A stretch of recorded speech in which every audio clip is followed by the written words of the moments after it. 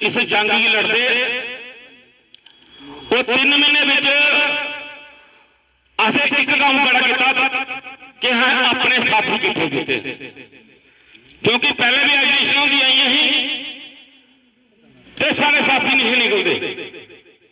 हूँ एक ऐसा बनी कि सारे साथी सब निकला दे और सारे साथी आवा दे। अस बड़ा खुश है, किस्मत वाले हैं कि ऐसे मैं बामणवाड़ी भी आख्या हा कि ऐसे जी मोती की माला परोई है, बड़ी मुश्किल ने परोई है और इसी परोने वास्ते बड़ा टाइम लगा, 22 साल लगी है। Member PHE employees United front Jammu province, आज जो हमारा बीजेपुर सब डिवीजन के अंदर प्रोटेस्ट हो रहा है, हम लगातार आज 90 दिन से काम छोड़ हड़ताल पे बैठे हुए हैं।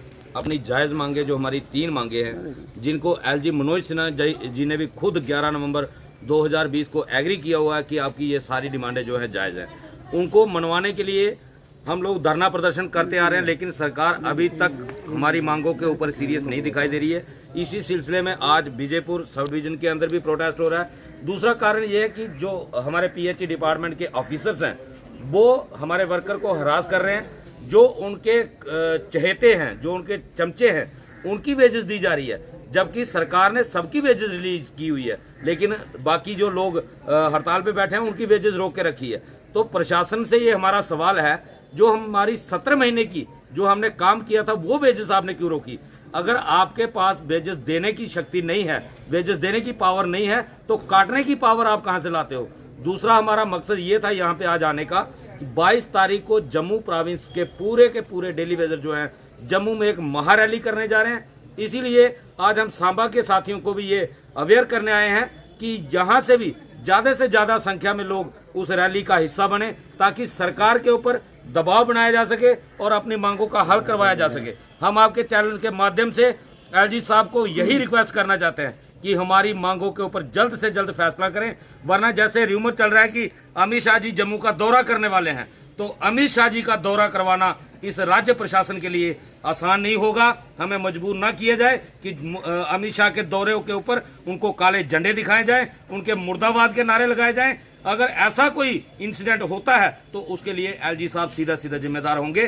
पीएचई एम्प्लॉयज हो चुके हैं, कल 90 दिन पूरे हो जाएंगे, लेकिन आज तक प्रशासन वही रवैया अपनाए हुए जो 28 साल से लगातार गुमराह करने की सियासत की जाती है। हमारी 17 मीटिंगें एडमिनिस्ट्रेशन के साथ हो चुकी हैं, लेकिन आज भी एडमिनिस्ट्रेशन ये चाहती है हमें टाइम दे दो, 15 दिन का टाइम दे दो, 20 दिन का टाइम दे दो, हम आपका मसला हल कर रहे हैं, आपका मसला अंडर कंसिडरेशन है।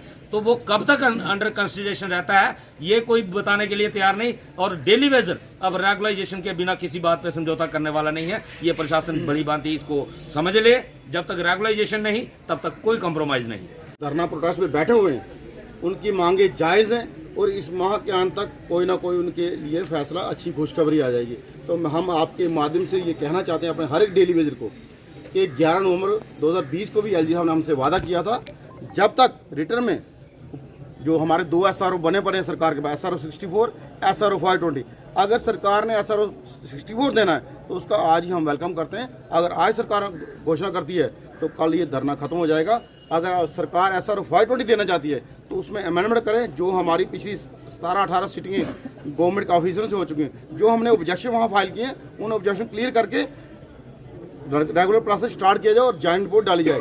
एलजी साहब ने 10 सितंबर को जो ये बात बोली थी, तो उन्होंने इस चीज़ को रिकॉग्नाइज किया है कि PHE employees United front Jammu province जो धरना प्रोटेस्ट कर रहा वो जायज़ है बिल्कुल, और उनकी मांगे जायज़ हैं। तो हम एलजी साहब को ये कहना चाहते हैं, देर मत कीजिए। हर 30 को हमारा कोई ना कोई साथी 60 साल का होकर रिटायर हो रहा है, या कोई साथी हमारा बगैर पैसे के अपनी ट्रीटमेंट नहीं करवा पा रहा और हॉस्पिटल के बेड पे उसकी डेथ हो रही है, या कोई साथी डिप्रेशन का शिकार होकर फैमिली की प्रेशर के कारण उसके बच्चों की एजुकेशन नहीं हो रही, उसके बच्चों को रोजी नहीं मिल रही, उसके बच्चों की बाकी ज़रूरतें पूरी नहीं हो रही, वो अपने माँ बाप की सेवा नहीं कर पा रहा। पिछली 3 पीढ़ियाँ हमारे माँ बाप, हम और हमारे बच्चे इस चक्कर में पीस रहे हैं। ये सामाजिक मुद्दा है, ये इंसानी मुद्दा है, ये जज्बाती मुद्दा है। इसको हल किया जाए बगैर पॉलिसी, घर वापसी नहीं, अभी नहीं तो कभी नहीं। SRO 64 लागू किया जाए, यही हमारी डिमांड है। और जो साथी हमारा 60 साल का रिटायर घर चला गया, उसको कम से कम 10 लाख का स्पेशल कंपनसेशन दिया जाए। और जिसकी डेथ होगी हमारे भाई की काम करते करते, उसके परिवार के मेंबर को गवर्नमेंट की परमानेंट जॉब दी जाए और उसका जितना पेंडिंग बनता है वो दिया जाए। ये शोषण बंद किया जाए। हमें एलजी साहब से इसलिए उम्मीद है कि वो जब भी रेगुलर पॉलिसी हुई है वो गवर्नर रूल में हुई है।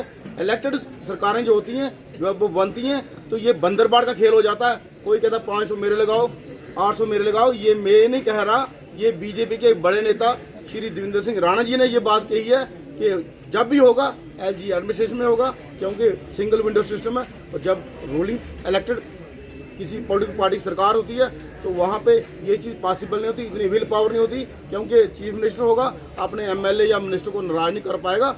आज की डेट में होगा और आज की डेट में ही करवा के रहेंगे। और आपके माध्यम से युवा राज्यसभा ने जो महाराज जी की छुट्टी के लिए कोशिश की थी, उसमें पीएच एम्प्लॉय यूनाइटेड में शाना बजाना उनके साथ खड़ा रहा। चाहे बाहर की परेशानी थी, वो भी आज हमारे साथ खड़े हैं। वो कहते हैं जहाँ आप हमारी ड्यूटी लगाओगे हम आपके साथ हैं। जय हिंद।